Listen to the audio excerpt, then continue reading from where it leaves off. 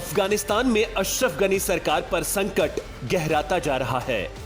तालिबानी लड़ाके काबुल के नजदीक पहुंच गए हैं और राजधानी में पूरी तरह ब्लैकआउट हो गया है। खबरों के मुताबिक तालिबान ने विस्फोटकों का इस्तेमाल करते हुए बिजली सप्लाई को ध्वस्त कर दिया है। दूसरी ओर सोशल मीडिया पर शेयर किए गए वीडियो में साफ दिख रहा है कि काबुल अंधेरे में डूबा है और तालिबान के साथ संघर्ष अपने निर्णायक मोड़ पर पहुंच गया है। फिलहाल काबुल के बाहरी इलाकों में चौतरफा हमले जारी हैं। इससे अफगानिस्तान के एक सांसद और तालिबान ने कहा है कि चरमपंथियों ने जलालाबाद पर कब्जा कर लिया है और काबुल देश के पूर्वी हिस्से से कट गया है।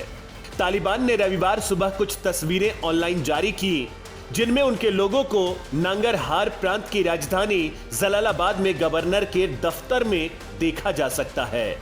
प्रांत के सांसद अबरारुल्लाह मुराद ने एसोसिएटेड प्रेस को बताया कि चरमपंथियों ने जलालाबाद पर कब्जा कर लिया है। मज़ार शरीफ पर तालिबान का कब्जा। इससे पहले तालिबान ने अफगानिस्तान के बल्ख प्रांत की राजधानी मज़ार शरीफ पर भी कब्जा कर लिया है। इसी के साथ अफगान सरकार के सबसे मजबूत गढ़ का पतन भी हो गया। अफगानिस्तान के इस चौथे सबसे बड़े शहर पर कब्जे के बाद आशंका जताई जा रही है कि जल्द ही राजधानी काबुल भी आतंकियों के नियंत्रण में आ सकता है। बल्ख के सांसद अब्बास इब्राहिमजादा ने कहा कि प्रांत की राष्ट्रीय सेना के कोर ने पहले आत्मसमर्पण कर दिया, जिसके बाद सरकार समर्थक मिलिशिया और अन्य बलों ने मनोबल खो दिया और हार मान ली। तालिबान ने बिना लड़ाई के मध्य दाईकुंदी प्रांत पर कब्जा कर लिया है। प्रांतीय सांसद सैयद मोहम्मद दाऊद नसीरी ने कहा कि राजधानी नीली में सभी प्रांतीय प्रतिष्ठानों पर विद्रोहियों का कब्जा होने से पहले केवल 2 बार गोलीबारी की आवाज सुनी गई। मज़ार शरीफ को मार्शल अब्दुल रशीद दोस्तम का शहर कहा जाता है। कुछ दिनों पहले ही तुर्की से इलाज करवाकर लौटे दोस्तम भी इसी शहर में मौजूद थे। अभी तक उनके बारे में कुछ पता नहीं चल पाया है।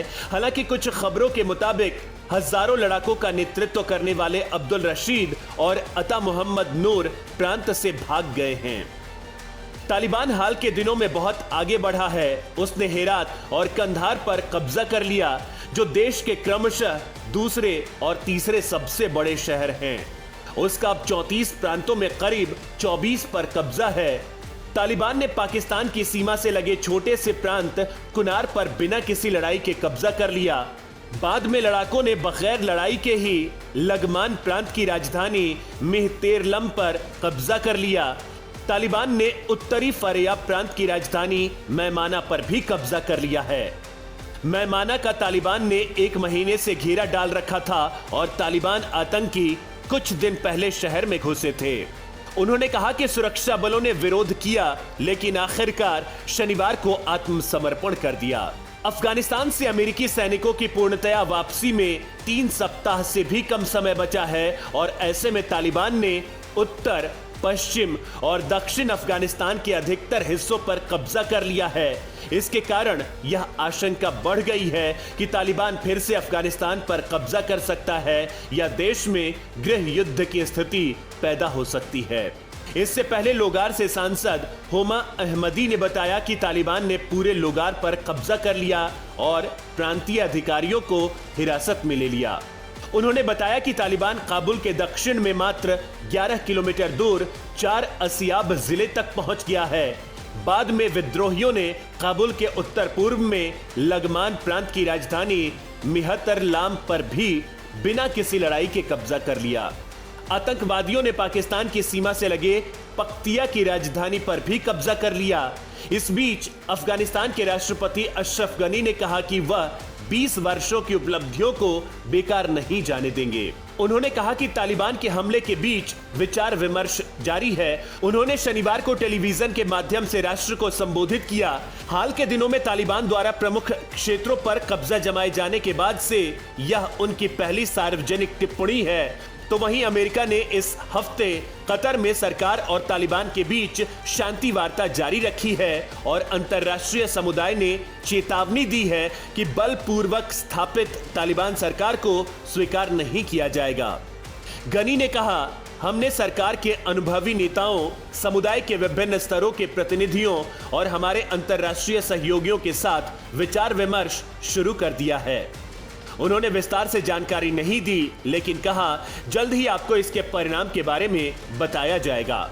विदेशी बलों की वापसी और वर्षों में अमेरिका से मिली सैकड़ों अरब डॉलर की मदद के बावजूद अफगानिस्तान से बलों के पीछे हटने के कारण यह आशंका बढ़ गई है कि तालिबान फिर से देश पर कब्जा कर सकता है या देश में गुटिया संघर्ष छिड़ सकता है, जैसा कि 1989 में वहां से पूर्व सोवियत संघ के जाने के बाद हुआ था। अफगानिस्तान में तालिबान के तेजी से पैर पसारने के बीच अमेरिकी दूतावास को आंशिक रूप से खाली करने में मदद करने के लिए अमेरिका की मरीन बटालियन का 3000 कर्मियों का दस्ता शुक्रवार को यहां पहुंचा। शेष जवानों के रविवार को पहुंचने की संभावना है। इस बीच कनाडा सरकार ने घोषणा की है कि वह तालिबान आतंकवादियों द्वारा शुरू किए गए घातक हमले के बीच युद्धग्रस्त देश से पलायन कर रहे सिखों और हिंदुओं सहित 20,000 संवेदनशील अफगानों को स्थायी रूप से अपने यहां बसाएगी। कनाडा सरकार ने एक बयान में कहा, कनाडा अफगानिस्तान में बिगड़ती स्थिति और कई कमजोर अफगानों के समक्ष पैदा हुए जोखिम को लेकर बेहद चिंतित है।